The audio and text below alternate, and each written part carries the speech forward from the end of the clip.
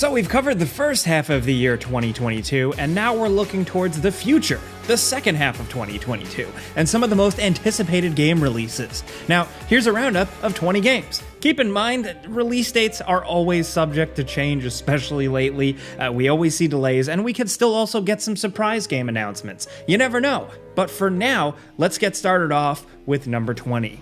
Evil West is a game where I just gotta throw objectivity out of the window. This is exactly the type of game I want, just a video game as hell video game, and I mean that as a compliment. This is a kind of sci-fi western third-person shooter action game. It's just a linear adventure that you progress through, and you are like a superhero cowboy man. You deal with a 6-shooter, and you're blowing away bad guys, specifically vampires. Yes, the Wild West has been taken over by hordes of vampires, and it's up to you to use your gadgets, your 6-shooters, but also this cool lightning fist gauntlet to like punch them. It just looks ridiculous and fun and gory, and just what the doctor ordered sometimes. It reminds us of something from the 2000s, the 2010s, and we're really looking forward to it. It's releasing on all the major consoles September 20th, 2022. Now, next over at number 19, we have High on Life. This is the Justin Roiland Squanch Games' newest game. So if you're into Rick and Morty and that style of humor and wackiness, this might be right up your alley. This is a sci-fi first-person shooter where the different guns all have different alien personalities. And I'm not gonna lie, it just looks like a ton of fun. It seems like they've got some talented comedians and voice actors behind a lot of the roles. And it just looks like a breath of fresh air, something different. You know, Squanch Games for the longest time now has been pumping out cool projects. They did some cool VR stuff, but now they're getting their hand at a full, seemingly pretty big budget game. It looks ambitious and it looks funny, most importantly. High on Life is releasing October 5th, 2022 for PC and Xbox. Next over at number 18, we have The Lord of the Rings Gollum. Now, this is a game specifically focused around Gollum creeping around Middle-earth, doing sketchy things. It's not necessarily based on the movie. If you could tell by the art style, they're going for a little bit of a different look for the character. And the game is focused around you making decisions as Gollum or Smeagol, you know, the voices in his head, but also trying to mostly avoid combat because he's pretty weak through stealth. It's not often these days that we get a good solid stealth game anymore, just truly dedicated to it, so we're curious to see how this pans out. He seems pretty nimble, he can get around the environments pretty quickly, but the jury's still out on the quality of this one. We've seen some gameplay trailers that don't look so hot, but we can't help but just like Lord of the Rings and weird, strange Lord of the Rings games that show us a different side of Middle-earth, so we're still keeping our eye on it. It releases September 1st, 2022 for all the major consoles. Now, next over at number 17, we have Stray. Yes, this is the cat game. That's the best way to describe it. Stray essentially is like a third-person cat adventure game where you're a lone cat stuck in a seemingly abandoned dystopian futuristic city where all the humans are gone, but there are robots living there. You adventure through as this cat with a little drone friend you met, climbing, exploring, solving puzzles, running from danger, interacting with the locals, and actually doing cat stuff, like scratching on a wall or knocking stuff over, just kind of being a jerk. I mean, no disrespect to cats, I really like them, and I'm looking forward to playing this. We've talked about this one quite a bit already, so we'll move on, but Stray is releasing for PlayStations and PC on July 19th. Next over at number 16, we have Marvel's Midnight Suns. This is Firaxis Games' take on a Marvel game, and it's going for some darker material, but also teaming up some really cool characters like Wolverine and Ghost Rider and Doctor Strange to take on a new enemy, and it's in a top-down kind of strategic XCOM style, what this studio really specializes in. There's sort of a card system in terms of choosing your moves and your attacks, and I think the gameplay can just make for some really fun and challenging spots, you know, if you're into XCOM or any type of strategy game like this. I'm really hoping they nail it, but I'm just looking forward to the story and really seeing these characters in their full glory again. Blade, Hulk, Venom, Wolverine all in the same game, I'm in. As of right now, Marvel's Midnight Suns is releasing October 7th for all the major consoles. Next over at number 15, we have Skull and Bones. This is Ubisoft's long dormant title, finally resurfacing this year and finally releasing, and what it is a pirate adventure game. You make your own pirate captain, you wander around ports in third person, you customize, you loot, you sell, you trade, you hop in your ship, command your crew, and go on adventures and engage in naval combat. You're doing it either alone in a single player campaign or with a group of friends, which is where probably a lot of the fun is going to be had. If you've played anything like Sea of Thieves, you know manning a ship with a bunch of other people can be a blast. This is a little bit of a different spin on things compared to Sea of Thieves, and I'm curious to see how it pans out. We'll know in the fall when it releases November 8th for all the major consoles.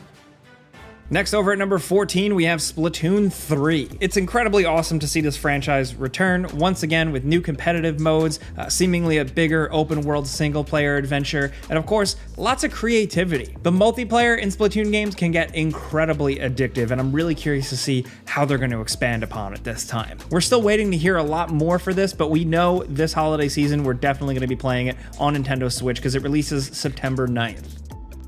Next, over at number 13, we have Saints Row. Yes, Saints Row has been completely rebooted. They dropped the numbers and now it's Saints Row. You build up your own new criminal from the ground up with a pretty detailed character creator, and you are set loose on a new kind of deserty Las Vegas type city. At first, I was a little skeptical and curious to see if they would actually retain some of the craziness that they really set up with some of the last games, but nope, it seems like all the insane hijinks are going to ensue. You can glide around the city, you could explode helicopters with bazookas, jump out of cars, and run around in your underwear. That's really all I've really cared about with Saints Row games. I just hope they keep it super dumb and super fun. Hopefully it doesn't feel lifeless. We'll have to judge it when we get our hands on it. It's releasing August 23rd, 2022 for all the major consoles. Next, over at number 12, we have Pokemon Scarlet and Violet. These games are following up Pokemon Legends Arceus, with what you would expect like a more traditional Pokemon game, but in this new, wide open, fully 3D formula. As you've probably seen from the gameplay trailers, some of the exploration and everything looks really promising. Not too much to say about this one yet, other than that technically it's the first installment in the 9th generation of Pokemon game series, and it's going to be keeping some of us busy on Switch November 18th, 2022. Now, next, over at number 11, we have Atomic Heart. Now, this awesome, creative, BioShock-inspired, like alternate history, Soviet sci-fi thing is really just unlike any other adventure we've seen, and we've been hooked on this one and anticipating this one for a while. Now, so many games have been hit with delays, so as of right now, Atomic Heart doesn't have a rock-solid release date, but it's still slated for the 4th quarter of 2022 at the time of making this video, so we wanted to highlight it. We really hope to see it this year, but if it doesn't make it this year, and any game on this list, we don't want them to rush. Take your time, make a good game. Now, next, over at number 10, we have Overwatch 2. Overwatch 2 has been in the works for quite some time, and as of recently, a lot of people have been able to experience it with the PvP beta. There is a lot going on with Overwatch 2. Specifically, if you're more of a hardcore fan, you'll appreciate the nuances and what they're going to offer. Most particularly, a new character who seems pretty cool. There's definitely still a lot more news to come out about this one. We do know that it is now going to be a free-to-play release, which definitely makes things interesting. Overwatch 2 is releasing October 4th of this year. Now, next, over at number 9, we have Xenoblade Chronicles 3. 2 is absolutely awesome. It's one of my favorite Switch JRPGs ever, so I'm really looking forward to 3. If you don't know, it's an action JRPG with open world exploration and tons of RPG stuff like questing, character building, and party members to build out. These games have a lot of personality, a lot of heart, good character depth, and good solid moments, and a good amount of style, specifically with the battles. If it's anywhere near as good as 2, I think that's a win, and if it surpasses it, that would be pretty awesome. It's releasing July 29th, 2022 on Nintendo Switch.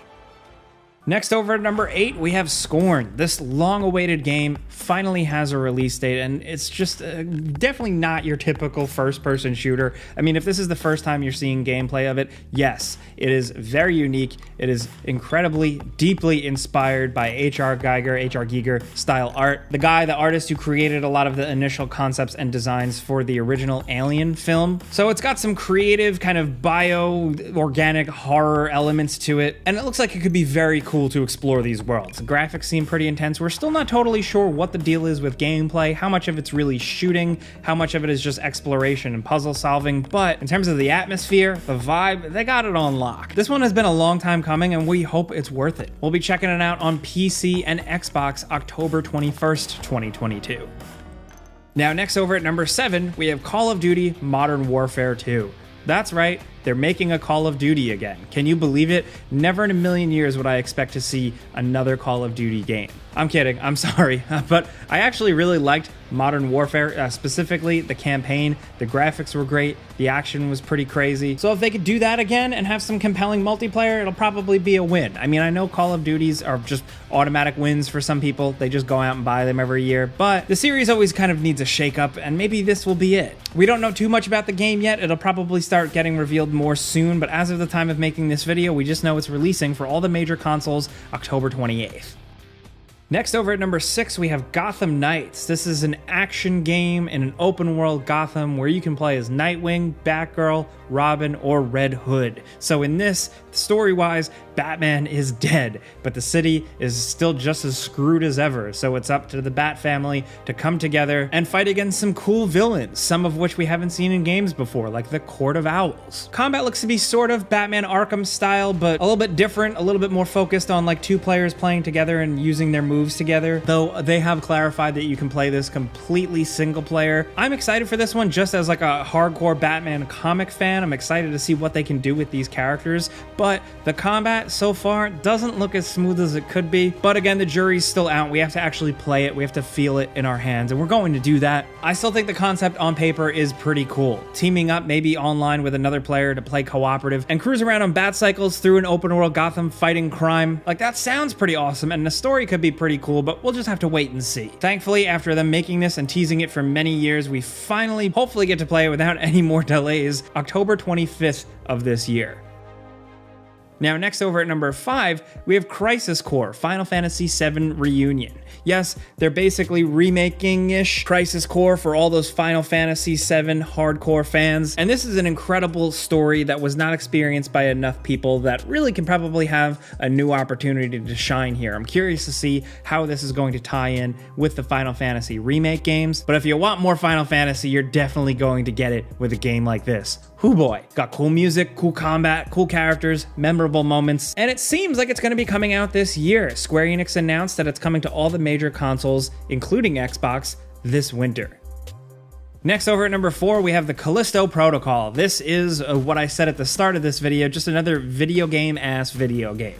It's straight up a single-player, fun, action, narrative, adventure, heavily inspired by Dead Space. In a lot of ways, it's the spiritual successor to Dead Space because some of the people that worked on that are working on this game. We always need more survival horror games. We always need more tense, brutal sci-fi games, so we're all signed up for this one. There's not too much more we can say. If you've seen the gameplay, you pretty much get what it is. Straightforward third-person tension in dark atmospheric space stations. That's all we want, baby. So the Callisto Protocol is releasing on all the major consoles December 2nd, 2022.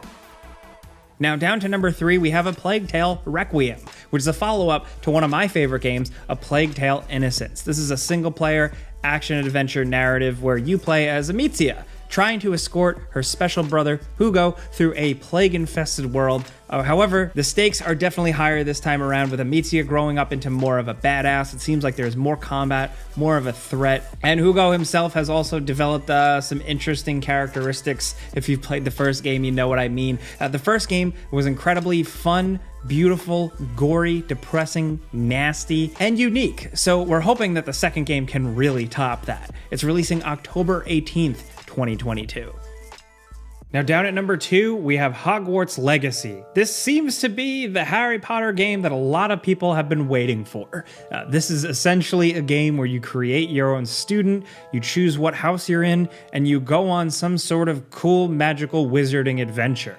This is kind of a prequel to what we know of Harry Potter. It takes place many, many, many years before Voldemort or anybody, and the potential seems there, obviously, for Harry Potter fans, but for us, we're looking at something like maybe something to fill the void of like the fact that we never got a Bully sequel, the idea of a game where you go on adventures in the world of this school while also having to do some classes. The only other thing we have like that is a Persona game, but in terms of that other type of feel, you know, we're looking forward to Hogwarts Legacy for that. We've seen some gameplay, it does look pretty impressive, but we still have a lot of questions that need answering. Still, we're looking forward to checking it out when it releases holiday 2022 for all the major consoles.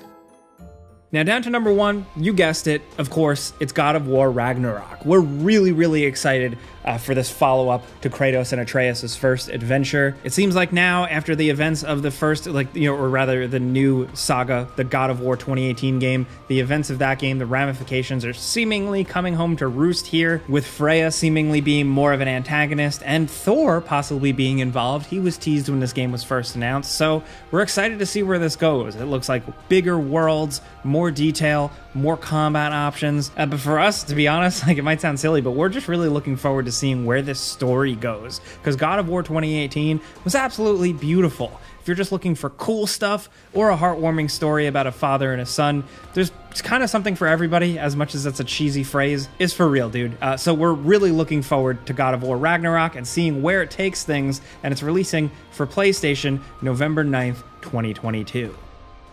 Those are the games we're really looking forward to, but of course we've got more that we couldn't fit in the list. So the first is The Last of Us Part 1 remake of the original game.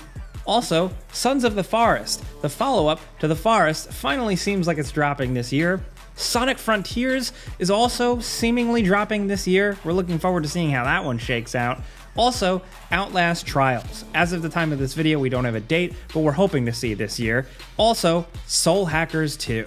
Like we said, those are the games we're looking forward to, but there are so many more that we couldn't fit on this list, from indies to just other weirder games, so let us know what you're looking forward to. If you learned about a new game or this helped you out in any way, clicking a like button's all you gotta do. It really helps us out. But if you're new, consider subscribing, because we put out videos every single day. Either way, thanks for watching, and we'll see you guys next time.